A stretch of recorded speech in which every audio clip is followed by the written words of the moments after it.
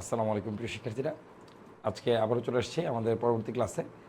আমরা আজকে চ্যাপ্টার 5, যেটা কিনা সি প্রোগ্রামিং নামে পরিচিত, এইচএসসির আইসিটির চ্যাপ্টার 5, আমাদের সেই প্রোগ্রামিং চ্যাপ্টারের যেই ফ্লোচার্ট অংশটুকু আছে সেখানে আমাদের একটা পার্ট আছে যেটা কিনা হচ্ছে আমাদের সিরিজ। এই সিরিজ বা ধারা থেকে আমাদের প্রায় কোশ্চেন আসে। তো আজকে আমরা এই সিরিজের বিভিন্ন প্রশ্ন নিয়ে আলোচনা করব এবং এটা কত ধরনের হতে পারে, কীভাবে হতে পারে সেগুলো নিয়ে আলোচনা করব। তো আমরা আজকে সিরিজের এই ফ্লোচার্টে যদি চলে যাই, তার আগে আমরা হচ্ছে সিরিজের কোশ্চেনগুলো আগে একটু সম্বন্ধে দেখিনি। আমাদের এখানে খেয়াল করে দেখতে পাচ্ছি যে আমাদের সিরিজের যে বিভিন্ন কোশ্চেনগুলো আছে, সো এই কোশ্চেনগুলো আমাদের এখানে কী আছে, draw A flowchart to find the summation, আমাদের যোগফল বের করতে বলতে দিতে পারে।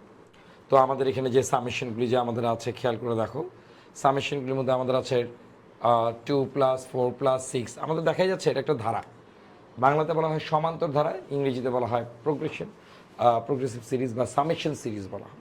তো আমাদের এই প্রোগ্রেশন সিরিজ বা সামেশন সিরিজের সাথে আমাদের আরও কী আছে খেয়াল করি, এই পরবর্তী সামেশন সিরিজ বা সমান্তর ধারায় 5 + 10 + প্রত্যেকটার মধ্যে ডিফারেন্স আমাদের যে ফার্স্ট এলিমেন্ট সেকেন্ড এলিমেন্ট, দুইটা এলিমেন্ট বা উপাদানের মধ্যে পার্থক্য সেম।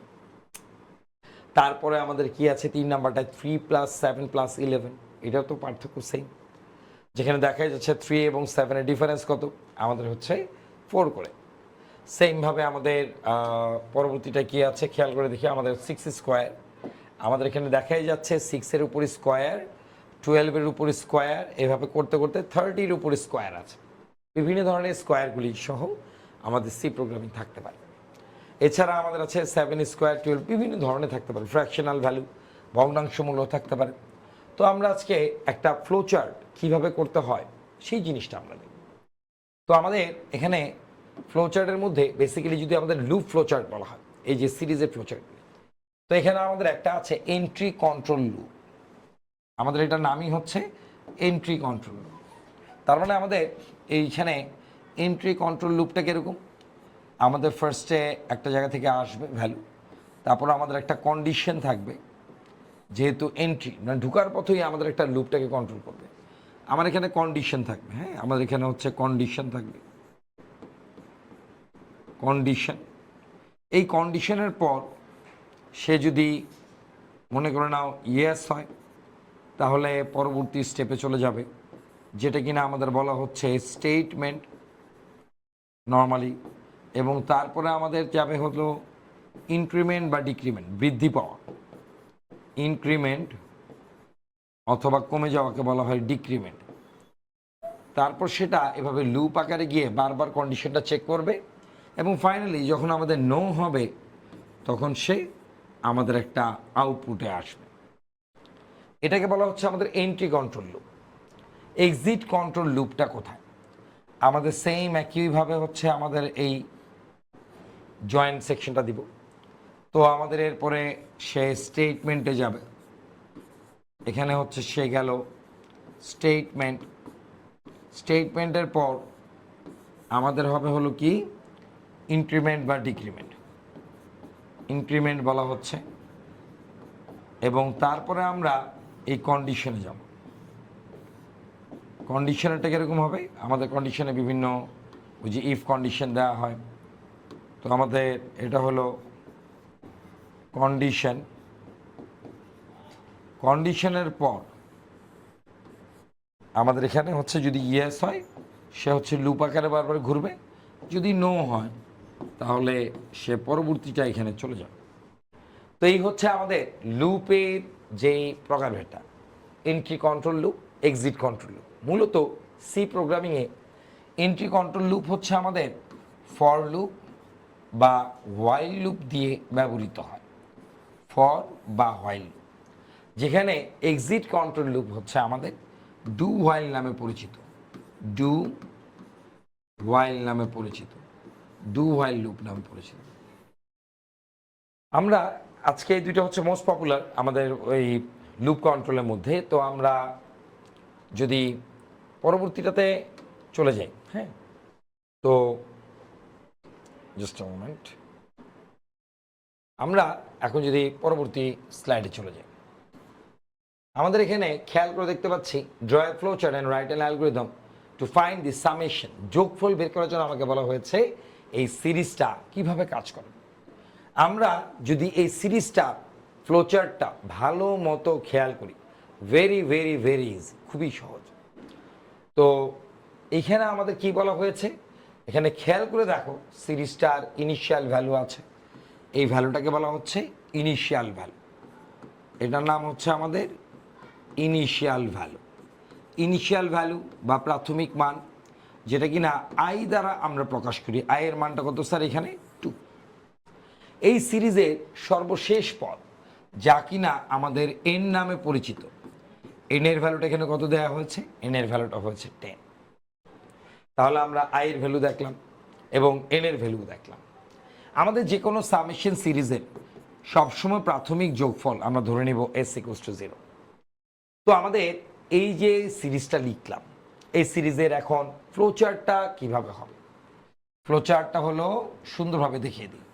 ফার্স্টে আমরা ওভাল শেপ দিব বা ডিম্বাকৃতি, যেটার ভিতরে লিখবো আমরা স্টার্ট।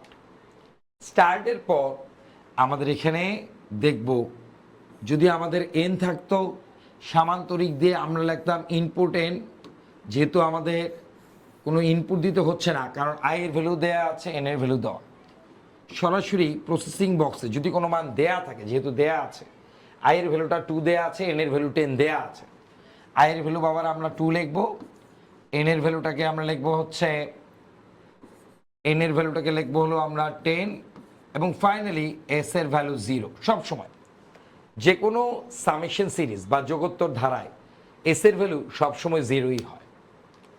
দেন আমাদের এখানে আমাদের যেহেতু বলে দেয় না কোন কন্ট্রোল লুপে করবা, তা এখানে বলে দিয়েছে এন্ট্রি কন্ট্রোল লুপ, তাহলে আমরা এন্ট্রি কন্ট্রোল লুপেই করি। তো আমরা প্রথমেই কন্ডিশনটা চেক করব। কি কন্ডিশন চেক করব? কন্ডিশনটা হচ্ছে ইফ আমাদের আইটা এন এর থেকে ছোট বা সমান কিনা। আমাদের সিরিজটা কে থাকবে? 2 থাকবে, 4 থাকবে, 6, 8, 10। আমি চেক করব আমার 2টা এই 10 এর থেকে ছোট কিনা। সে বললো যে হ্যাঁ 2 তো 10 এর থেকে ছোট। যেহেতু ইয়েস, হ্যাঁ ছোট, ইয়েস হলে আমরা স্টেটমেন্টে চলে যাব। স্টেটমেন্ট কি? S equals two S plus I. Sir S plus I can লিখলেন? আমাদের এই 2টাকে আমি হচ্ছে সিলেক্ট করলাম যোগের জন্য। ইনিশিয়াল সাম ছিল 0, 0 প্লাস আই মানে হচ্ছে প্রথমটা যোগ হয়ে যাবে। তারপরে আমাদের ইনক্রিমেন্ট বা ডিক্রিমেন্ট, বৃদ্ধি পাওয়া বা কমে যাওয়া, এখানে তো বৃদ্ধি পেয়েছে, 2 এর সাথে 2 যোগ হয়ে 4 হয়েছে। কত করে বৃদ্ধি পাচ্ছে এটা আমরা দেখে নিব। এখানে 2 করে বৃদ্ধি পাচ্ছে, I equals to I plus 2। এইভাবে এটাকে আমাদের হচ্ছে ঘুরতে হবে, বারবার লুপ করবে।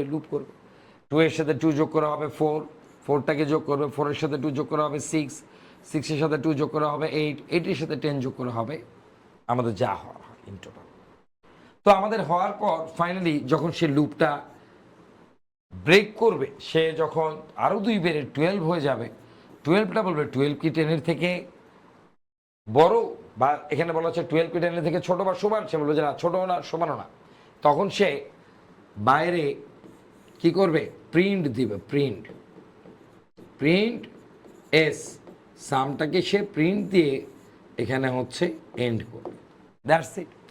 এই হচ্ছে আমাদের সিরিজ ফ্লোচার্ট, যেটা কিনা আমাদের সামেশন সিরিজ বা যোগত্ব ধারা। ভেরি ইজি একটা কোশ্চেন আমাদের দেয়া আছে, তাই আমরা এখন দেখলাম। তো আমরা এখন এই পরবর্তী যে স্লাইডে যাব, এটা পুরো ব্যাখ্যা সহ দেখব।